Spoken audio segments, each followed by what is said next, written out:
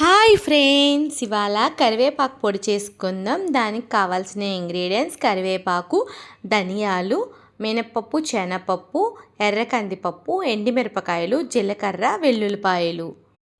ఇప్పుడు స్టవ్ వెలిగించుకొని కళాయి పెట్టుకొని సిమ్లో పెట్టుకొని ఇవన్నీ ఫ్రై చేసుకోవాలి. కళాయి పెట్టి ధనియాలు వేసుకొని ఫ్రై చేసుకోవాలి.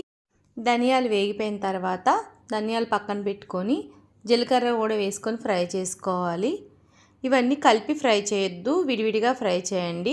మినపప్పు, శనగపప్పు, కందిపప్పు 3 మాత్రం కలిపి ఫ్రై చేయండి. ఇప్పుడు ఎండుమిరపకాయలు కూడా వేసుకొని ఫ్రై చేసుకోండి. మనం ఆయిల్ వాడట్లేదు, ఉట్టుగా డ్రై రోస్ట్ చేసుకుంటున్నాం అన్నీ. ఇప్పుడు ఫ్రై అయిపోయిన తర్వాత కరివేపాకు కూడా వేసుకొని ఫ్రై చేసుకొని పక్కన పెట్టుకోవాలి. లాస్ట్లో వెల్లుల్లిపాయలు కూడా వేసుకొని లైట్గా ఫ్రై చేసుకోండి. ఇప్పుడు మిక్సీలో ఎండుమిరపకాయలు, పప్పులు అన్నీ కలిపేసి కొంచెం సాల్ట్ వేసుకొని మిక్సీ పట్టుకోవాలి. వెల్లుల్లిపాయలు కూడా వేసుకొని లాస్ట్లో కరివేపాకు వేసుకొని అప్పుడు మిక్సీ పట్టాలి. టేస్టీ కరివేపాకు పొడి రెడీ అయిపోయింది. ఇడ్లీలో, అన్నంలో బాగుంటుంది. Thank you for watching this video.